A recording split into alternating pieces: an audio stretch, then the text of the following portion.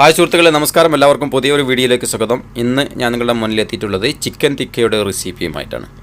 അപ്പോൾ ചിക്കൻ തിക്ക വളരെ എളുപ്പത്തിൽ നമുക്ക് വീടുകളിലൊക്കെ എങ്ങനെ തയ്യാറാക്കിയെടുക്കാമെന്ന് നമുക്ക് നോക്കാം. അപ്പം വീഡിയോ അവസാനം വരെ സ്കിപ്പ് ചെയ്യാതെ എല്ലാവരും കാണുക.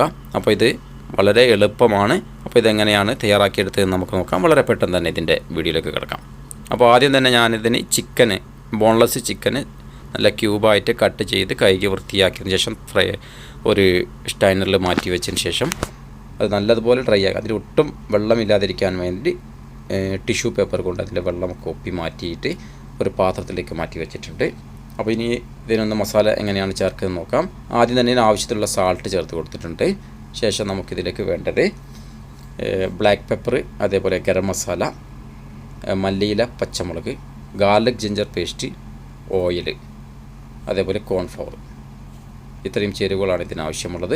അപ്പോൾ ഞാനിതിൽ 2 ടീസ്പൂൺ ബ്ലാക്ക് പെപ്പറും 1 ടീസ്പൂൺ ഗരം മസാലയും ചേർത്ത് കൊടുത്തിട്ടുണ്ട് ആദ്യം തന്നെ. ശേഷം ഇതിലേക്ക് garlic ginger paste 1 table spoon garlic ginger paste, അതേപോലെ 1 ടേബിൾ സ്പൂൺ ലെമൺ ജ്യൂസ് അതുകൂടി ഇതിൽ ചേർത്തിട്ടുണ്ട്. ഇനി ഇതിൽ ചേർത്ത് കൊടുക്കാനുള്ളത് കോൺഫ്ലവറാണ്. 1 ടേബിൾ സ്പൂൺ കോൺഫ്ലവർ ചേർത്ത് കൊടുക്കാം. അപ്പോൾ കോൺഫ്ലവർ കൂടി ഇതിൽ ചേർത്ത് കൊടുത്തിട്ടുണ്ട്.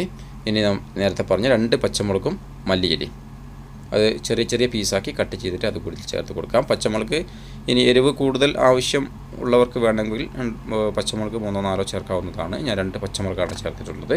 ശേഷം 3 ടേബിൾ സ്പൂൺ തൈര് അത്രയും ചേർത്തിട്ടുണ്ട്. ഇത്രയും മതി. ഇനി ഇത് നല്ലതുപോലെ ഒന്ന് കുഴച്ച് മിക്സാക്കിയിട്ട് നമുക്കിത് മാറ്റി വെക്കണം. അപ്പോൾ മാറ്റി വെച്ചതിന് ശേഷം നമുക്കിത് ഫ്രിഡ്ജിൽ വെക്കാം. 1 മണിക്കൂർ കഴിഞ്ഞതിന് ശേഷം നമുക്കിത് കുക്ക് ചെയ്തെടുക്കാം. കൂടുതൽ സമയം നമുക്ക് റെസ്റ്റ് ചെയ്തുകൊണ്ട് കുഴപ്പമില്ല. ഇന്ന് ഇപ്പോൾ റെഡിയാക്കിയിട്ട് നാളെ റെഡിയാക്കിയാലും കുഴപ്പമൊന്നുമില്ല. ഫ്രിഡ്ജിൽ വെച്ചാൽ മതി നല്ല രീതിയിൽ. അപ്പോൾ നല്ലതുപോലെ ക്ലിങ് ഫിലിമൊക്കെ അടിച്ച് നമുക്കിത് മാറ്റി വെക്കാം. അപ്പോൾ അത് ഞാൻ നല്ലതുപോലെ മിക്സാക്കി വെച്ചിട്ടുണ്ട്. ഇനി ഞാനിതിൽ ഓയിൽ ചേർക്കാൻ മറന്നുപോയി. അപ്പോൾ അതിൽ 2 ടേബിൾ സ്പൂൺ ഓയിൽ കൂടി ഇതിൽ ചേർത്തിട്ടുണ്ട്.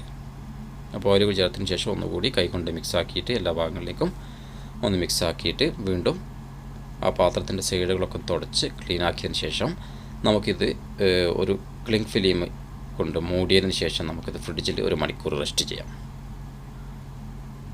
അപ്പോൾ ഞാൻ ക്ലിങ് ഫിലിം കൊണ്ട് മൂടി വെക്കുകയാണ്.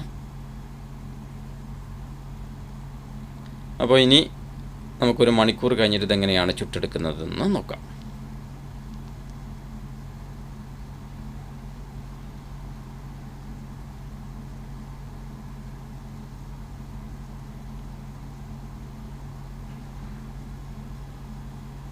അപ്പോൾ 1 മണിക്കൂർ കഴിഞ്ഞതിന് ശേഷം ഞാനിത് എടുത്തിട്ടുണ്ട്. അപ്പോൾ നല്ലതുപോലെ മസാലയൊക്കെ പിടിച്ച് നല്ല സ്മൂത്തായി വന്നിട്ടുണ്ട് ചിക്കന്. അപ്പോൾ ഇനി ഇതൊന്നുകൂടി കൈകൊണ്ടൊന്ന് മിക്സ് ആക്കിയതിന് ശേഷം നമുക്ക് ഇത് ചുട്ടെടുക്കാൻ നോക്കാം. ഞാനൊരു വലിയ സ്റ്റിക്കിലാണിത് ചുട്ടെടുക്കാൻ പോകുന്നത്. സാധാരണ ഫഹം കബാബ് ഒക്കെ തയ്യാറാക്കിയെടുക്കുന്ന അതേ രീതിയിൽ കരി ഉപയോഗിച്ചിട്ടാണിത് ചുട്ടെടുക്കാൻ പോകുന്നത്. നമുക്കിത് വീടുകളിൽ വേണമെങ്കിൽ ഒരു ഫ്രൈ പാൻ ഉപയോഗിച്ച് അതിൽ കുറച്ച് ബട്ടറും ഓയിലും ആഡ് ചെയ്തതിന് ശേഷം നമുക്ക് ചെറിയ സ്റ്റിക്ക് കടകളിലൊക്കെ വാങ്ങാൻ കിട്ടും. ആ സ്റ്റിക്കിൽ ഫ്രൈ പാനിൽ കൊള്ളുന്ന രീതിയിൽ ഉള്ള സ്റ്റിക്ക് കിട്ടും. ആ സ്റ്റിക്കിൽ കുത്തിയതിന് ശേഷം 3-4 പീസ് കുത്തിയാൽ മതി. അതിനുശേഷം അതിൽ ചെറിയ ഫ്ലെയിമിൽ വെച്ചിട്ട് നമുക്ക് മറിച്ചും തിരിച്ചും വെച്ചിട്ട് ഇത് ചുട്ടെടുക്കാവുന്നതാണ് ഫ്രൈ പാനിൽ. അപ്പോൾ കരി തന്നെ ആവശ്യമില്ല. അപ്പോൾ ഞാനിത് വലിയ സ്റ്റിക്കിലാണ് എടുത്തിട്ടുള്ളത്. ഒരു സ്റ്റിക്കിൽ തന്നെ 6 പീസ് ഉണ്ട്.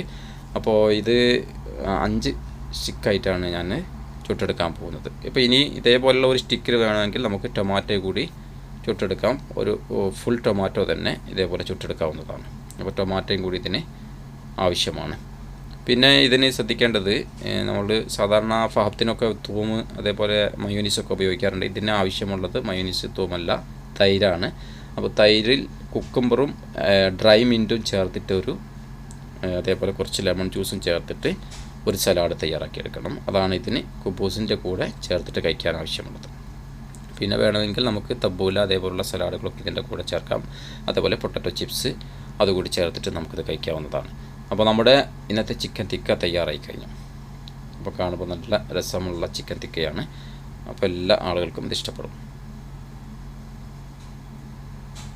അപ്പോൾ വളരെ എളുപ്പത്തിൽ ഇന്നത്തെ ഈ വീഡിയോ ഞാൻ നിങ്ങൾക്ക് കാണിച്ചു തന്നിട്ടുണ്ട്. അപ്പോൾ എല്ലാ ആളുകളും ഇത് ട്രൈ ചെയ്യണം. അപ്പോൾ ഇതാണ് നമ്മുടെ ചിക്കൻ തിക്ക. നല്ല കുബൂസിൽ ചൂടോട് കൂടി കഴിക്കണം. അതേപോലെ കുട്ടികൾക്കും മുതിർന്നവർക്കും ഒക്കെ ഇഷ്ടപ്പെടുന്ന ഒരു ഡിഷാണ്. അതേപോലെ നമുക്കിത് സാൻഡ്വിച്ചിന് വേണമെങ്കിലും ഇതേപോലെ ഞാൻ സാൻഡ്വിച്ചിൻ്റെ വീഡിയോ അപ്ലോഡ് ചെയ്തിട്ടുണ്ട്. സാൻഡ്വിച്ചിൽ പറയാത്ത സാൻഡ്വിച്ചിന് വേണമെങ്കിൽ ഈ തിക്ക ഉപയോഗിച്ചിട്ട് നമുക്ക് സാൻഡ്വിച്ച് തയ്യാറാക്കിയെടുക്കാവുന്നതാണ്. അപ്പോൾ സുഹൃത്തുക്കളെ, ഇന്നത്തെ വീഡിയോ നിങ്ങൾക്ക് എല്ലാവർക്കും ഇഷ്ടപ്പെട്ടു എന്ന് നിൽക്കുന്നു. ഇഷ്ടപ്പെട്ടാൽ നിങ്ങൾ ലൈക്ക് അടിക്കുക. അതേപോലെ തന്നെ ഇതുവരെ എൻ്റെ യൂട്യൂബ് ചാനൽ സബ്സ്ക്രൈബ് ചെയ്യാത്ത എല്ലാ സുഹൃത്തുക്കളും മറക്കാതെ സബ്സ്ക്രൈബ് ചെയ്യുക. അതിൻ്റെ അടുത്തുള്ള ബെല്ലൈക്കൻ കൂടി എനാബിൾ ചെയ്ത് വെക്കുക. അപ്പോൾ ഞങ്ങൾ അയക്കുന്ന പുതിയ പുതിയ വീഡിയോകൾ നിങ്ങൾക്ക് നോട്ടിഫിക്കേഷനായിട്ട് ലഭിക്കുന്നതാണ്. അപ്പം പുതിയ ഒരു വീഡിയോ കാണുന്നതുവരെ നിങ്ങൾക്ക് എല്ലാവർക്കും ഗുഡ് ബൈ. അസ്സലാമു അലൈക്കും.